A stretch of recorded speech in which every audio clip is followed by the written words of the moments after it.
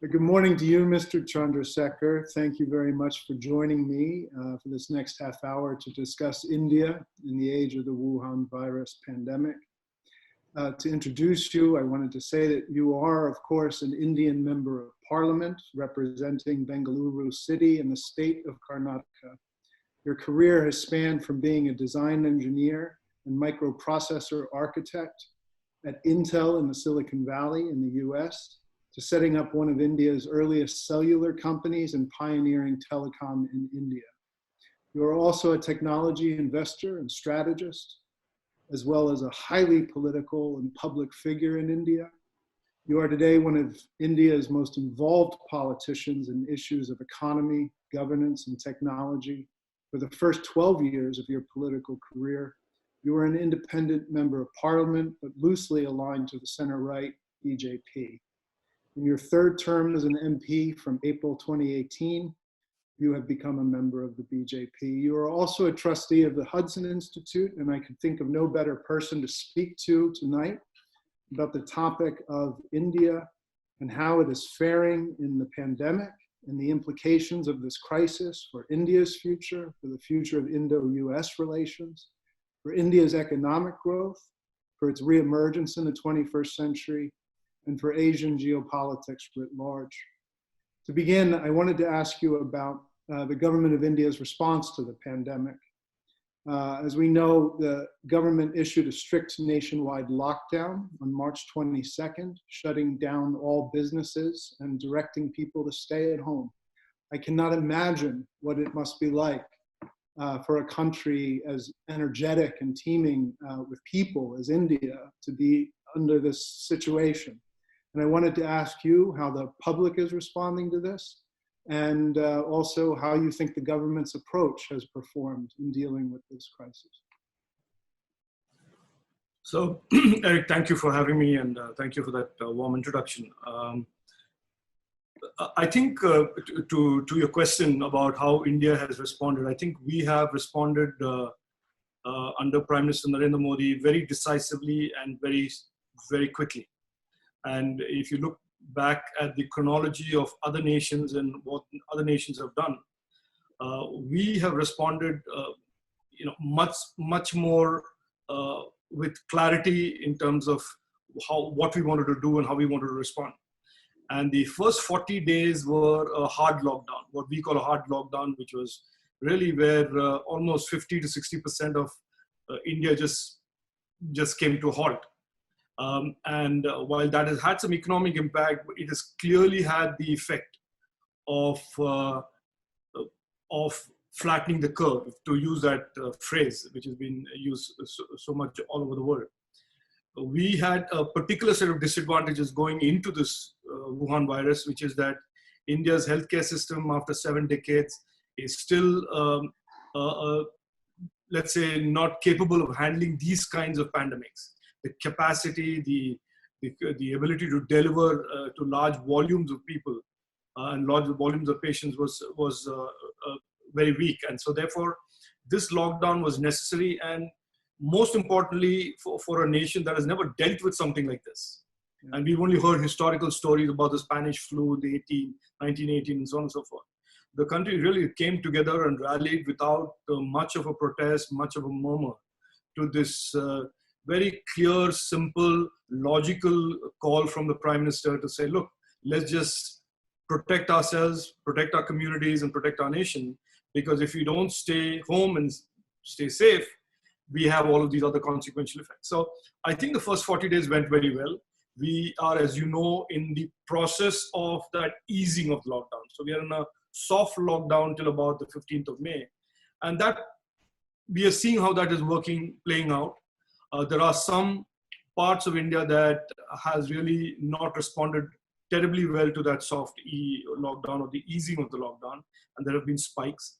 But all in all, I think India has handled the pandemic much better, and especially compared to its peer nations, of being a large population and everything.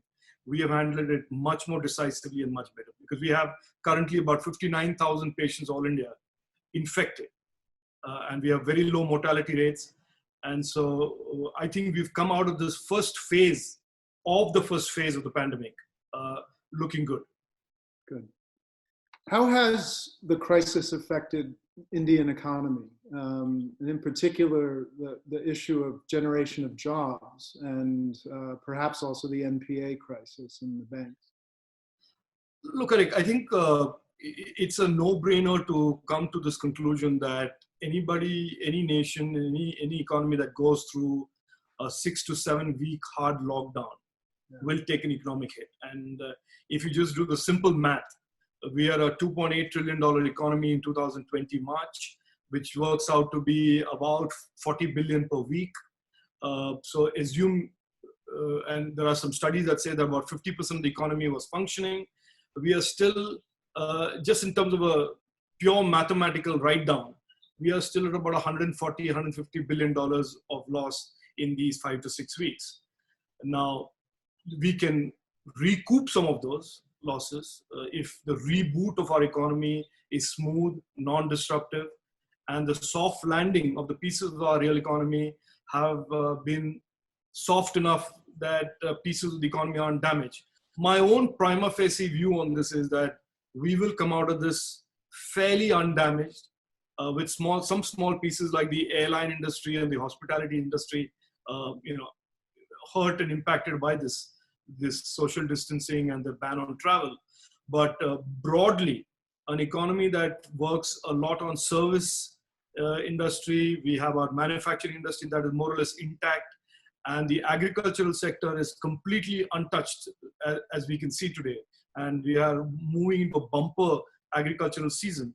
So I am reasonably confident that we will come out of this in a sharp V curve. This is my assumption, of course.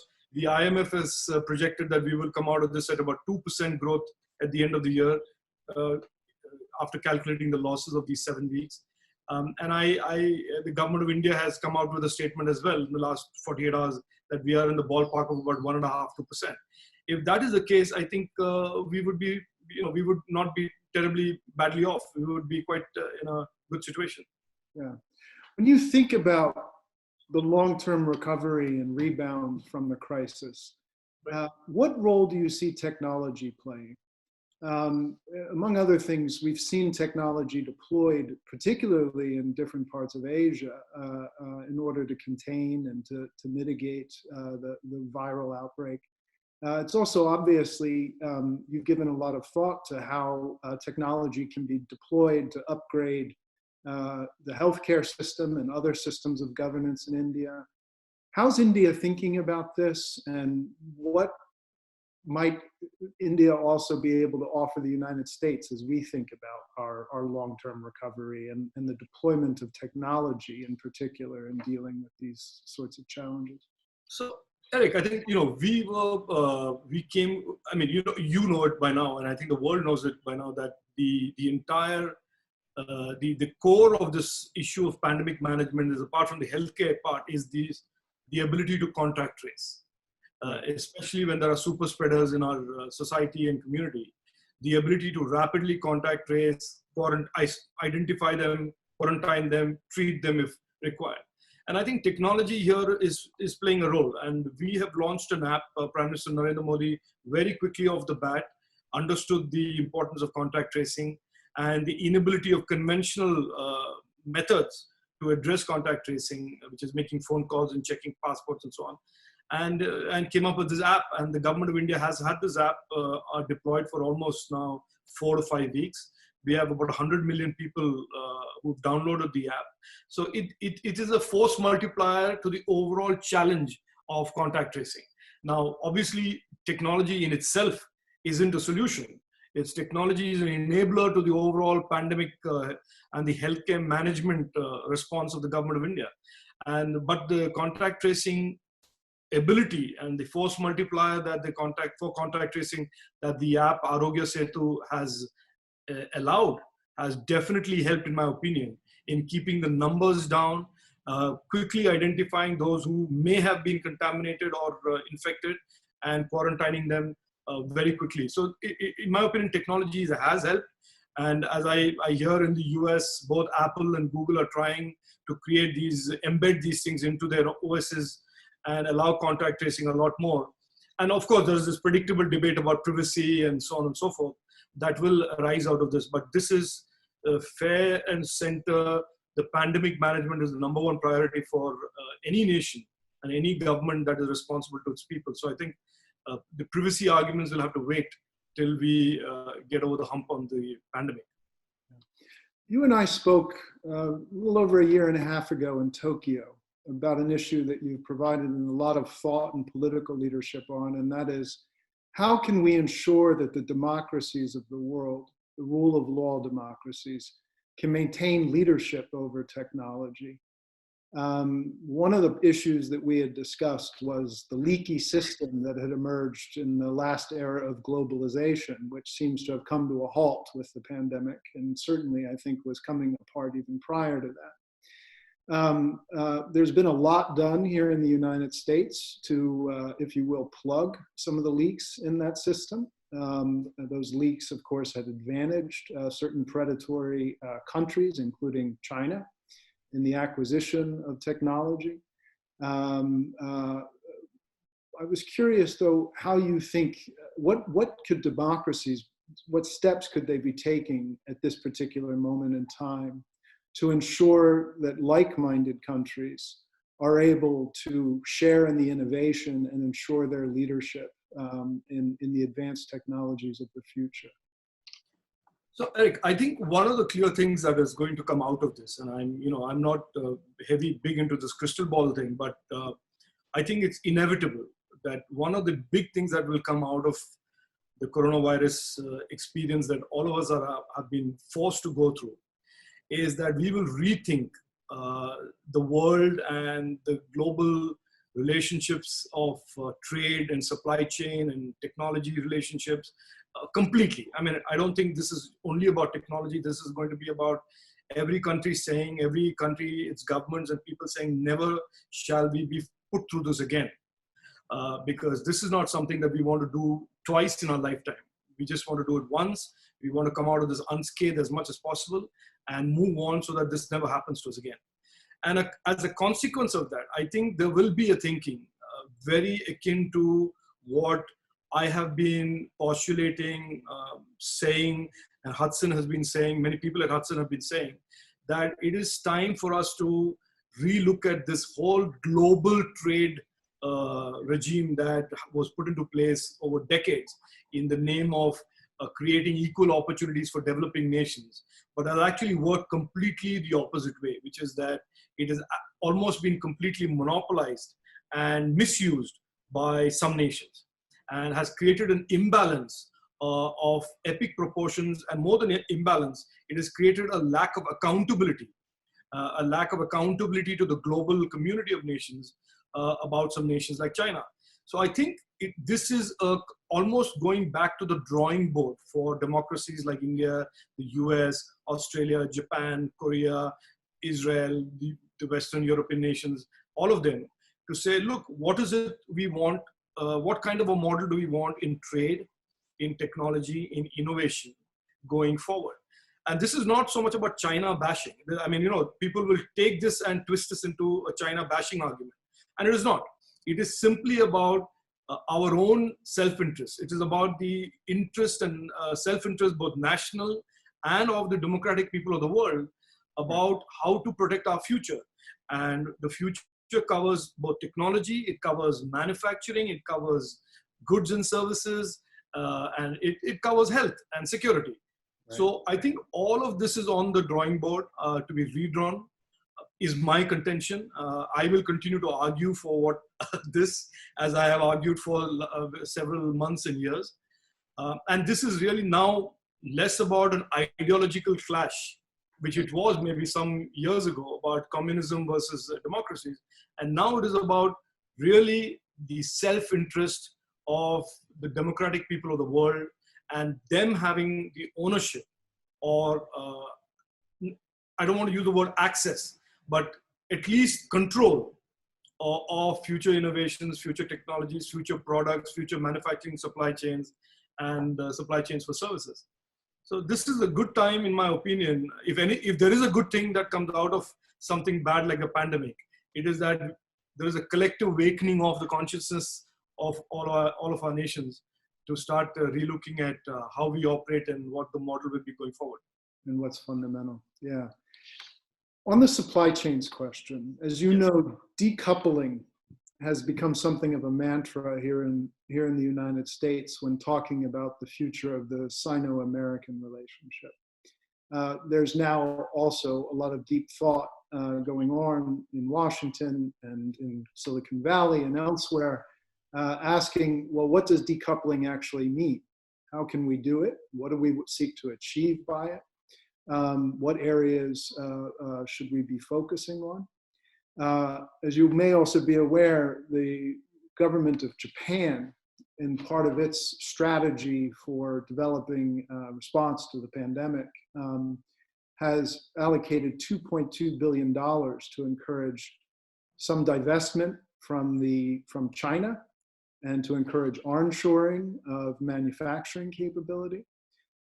Some of that money has also been allocated to encourage Japanese investment in other countries, in Asia and Southeast Asia, certainly in India and elsewhere.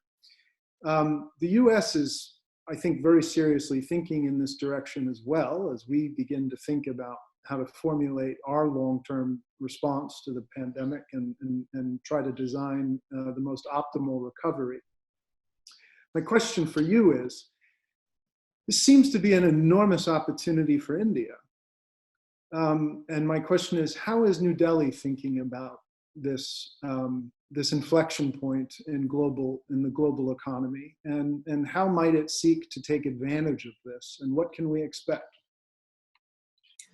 So, Eric, I think, I refer to this as a diversification of the supply chain, which is that over the last 2.5, 3 decades, most of the global supply chains, especially manufacturing supply chains, have found themselves, in a sense, embedded in or headquartered in China. They've sort of organically moved there, and suddenly they wake up during this whole pandemic and find, we are in China. So there is clearly, even without any sovereign intervention, there is on the part of every corporate, and I have spoken to almost 30 to 35 of these companies who are in the US, in China, from the Western European nations and from the US. And all of them believe that there is an absolute business need to diversify away from China. This, along with the other sovereign incentives that countries like Japan and South Korea and other nations feel for decoupling from China, and in a sense, making that umbilical cord between China and their own nations less, let's say, less dangerous or de-risked, is definitely creating for India an historically unprecedented opportunity. For India, this is, and the Prime Minister of India recognizes this, people like in his government and people like me understand what this moment means for India. This is a very, very, very big moment in terms of the history of opportunities that presents itself to India. And I think it is, and I'm not part of the government, but I understand how the government is thinking. I think this is something that India will organize itself to respond to and to take advantage of the opportunities, because it has been a stated objective for us as an informal group of people that we want to move 50 million jobs away from China to India. This has been almost a political objective on our part. Right. And so therefore, I think this coming together of, let's say, events is recognized by India as a historical opportunity. And I don't think these kind of opportunities will come multiple times in our lifetimes. And this is how the governments in various states of India and the government of India is seeing this and will respond to it. So to answer your question, Eric, I think if there is anything good that has come out of this tragic pandemic, with so many people dead, and we still don't know where this virus came from and who is responsible for it. If there is anything good, it is that the world's supply chains would be a lot more diversified from China, and India hopes to be a big piece of that going forward. Yeah. What do you expect from the United States in this particular situation? And also, could I ask you for your frank assessment of how you think the United States has responded to the crisis? Look, on the second part of your question first, I'm not American. I have lived in the US and studied in the US, and I kind of understand. I have a lot of American friends, and I understand that the US is a country that is good. It's very difficult for a hard lockdown to work. Now, I'll give you two reasons for that. One of the biggest psychological drivers for a lockdown is the fear of inadequate medical response. Now, the US doesn't have that. In India, if you take a poll on people and say, would you mind sitting at home for another 15 days? A lot of people would say yes, because there is clearly a gap between the capacity and the quality of the healthcare system and what people want. Right. So that gap itself is a clear disincentive for people from going out there and doing their thing. So the US has in my opinion, as just an observer of the US, there is no right or wrong currently about how governments are handling this. The economy is an important part of the US narrative. I mean, there is so much self-employed entrepreneurial energy in the US economy. It's very difficult for people to be told, go sit at home and wait for something that is like a flu-like virus to come infect you. So, and it hasn't been helped by the general narrative, I think, in some of the US media that there is no need for a lockdown, and there's, that narrative of this is not a serious enough issue that we should be over-responding. So I will leave it at that. I think, finally people in government of the US are much better equipped to deal with that situation. But in terms of what the US's role going forward should be, I think one of the expectations from the world, and especially the global community of democratic nations, is going to be that the US handle China in a much more sustainable, consistent, decisive manner over months and years, rather than looking like it's playing chicken to negotiate deals. China has to be dealt with, and I'm not a China basher. I just think that China represents a serious challenge to all countries in very different ways. And therefore, China must be handled with certain amount of finesse, decisiveness and determination, and lines in the sand that cannot be crossed by either China or its supporters.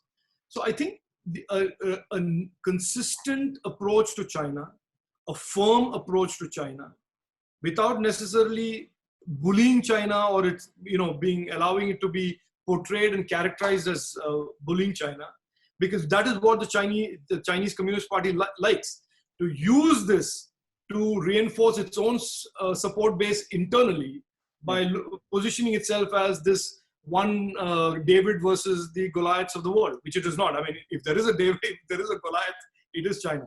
So I think the world would expect that, and the world would expect the US to actively play a role in this diversification of the supply chain. I think the US government, like it was instrumental in creating the WTO, creating the global trade regime, the US government and the US people and the US Senate and Congress must play a role in the re-architecting of the global trade regime, where China is no longer such a unaccountable, decisive pole in that. Rather, it should be just one more pole amongst a multilateral set of agreements, bilateral set of agreements between nations. So I think that is what countries like India would seek or expect from the US, this administration and the future administrations.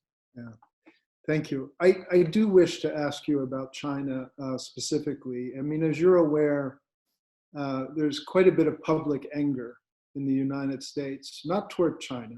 China is suffering through this as horribly as all of us are, even worse in many respects. but toward the Chinese Communist Party and toward its handling of the outbreak of the epidemic in Wuhan, and its poor handling of it allowed it to become a pandemic. And there, as you know, has been quite a bit of criticism and a tit for tat and a big argument between the leadership of the United States and China's communist rulers. How has the pandemic affected India's view of China, both in the government and the people of India?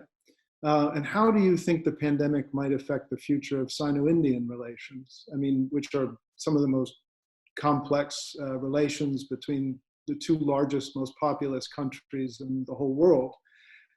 You have a border dispute, but you also share growing volume of trade. Obviously, you have divergent geopolitical interests in many areas, and yet in many other areas, your interests do converge. And I'm curious, how do you think the pandemic will affect India's assessment of China in the months and years ahead?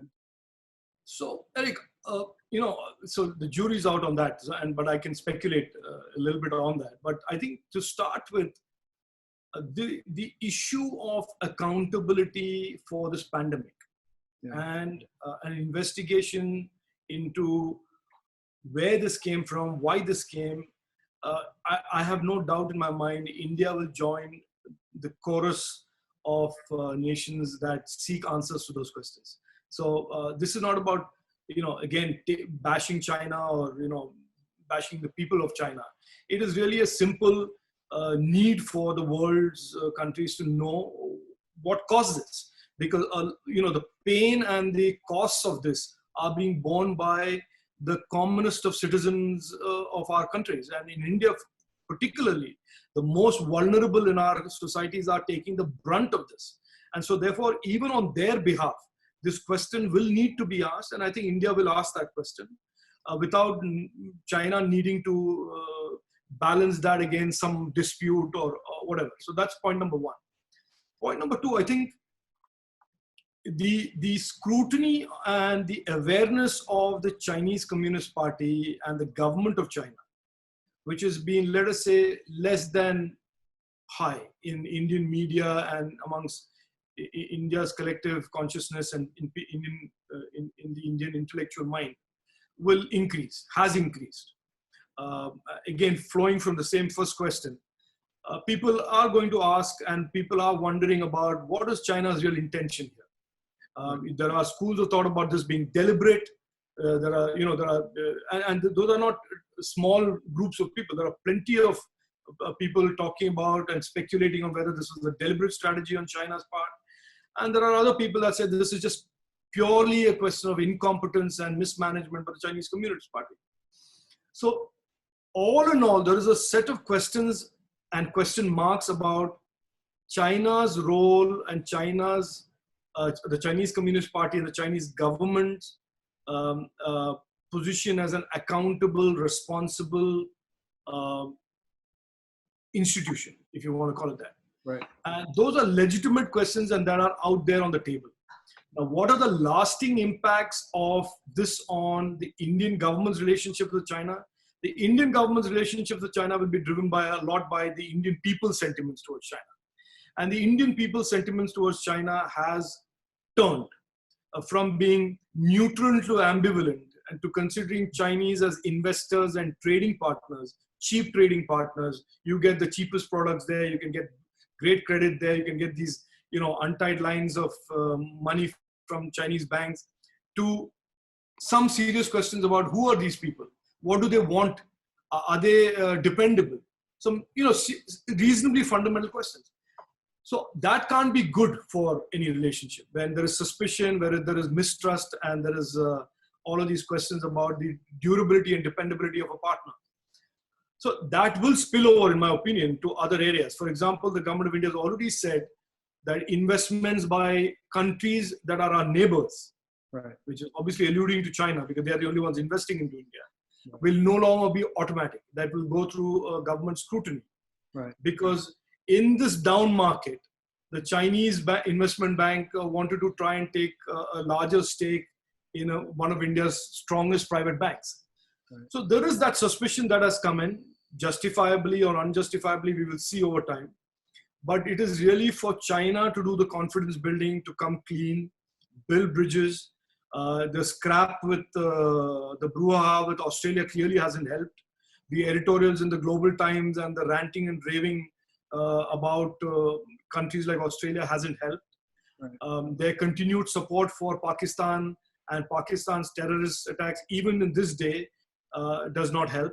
So I think, let's say, like the drawing board metaphor that I used on the global trade and technology, I think people are going to redraw, or at least want to redraw, relationships with China. Yeah, yeah. Final question for you this morning. I know you have a busy day ahead. US-India relationship. Our two republics have never been closer in history. Our cooperation has advanced on multiple fronts, including in defense and intelligence, among other things. When you think about an agenda for US-India cooperation in the coming years, where do you see the big opportunities where we can improve and deepen our cooperation?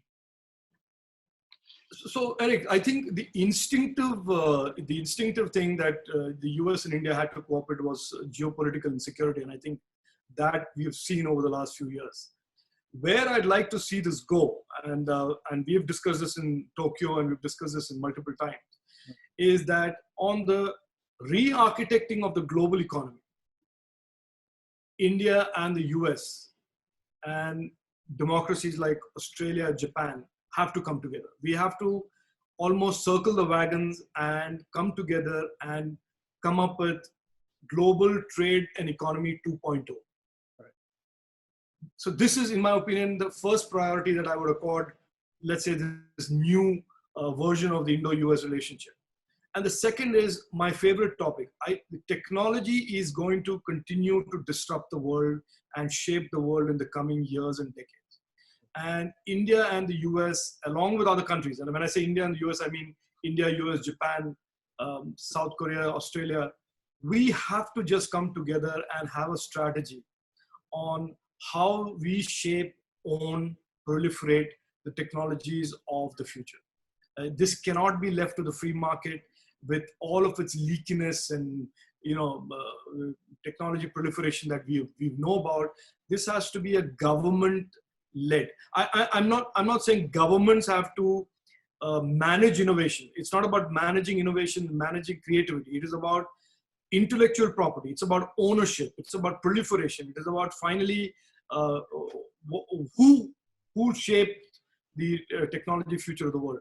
So trade, economy, and technology, I think, are the two areas where these two countries have to cooperate, and cooperate less, not informally, cooperate formally through institutional structures and other ways that we can evolve. But I think these are the two areas that we've got to move into from the geopolitical and the security that remain important, but are not enough. Yeah. Thank you very much, Mr. Chandrasekhar. It's great to see you this morning, and thank you very much for doing this. Stay healthy, and I hope to see you in person at some time very soon. Thank you, Eric. Thanks for the time. Stay safe, and my best to everybody at Hudson. Thank you. Thank you.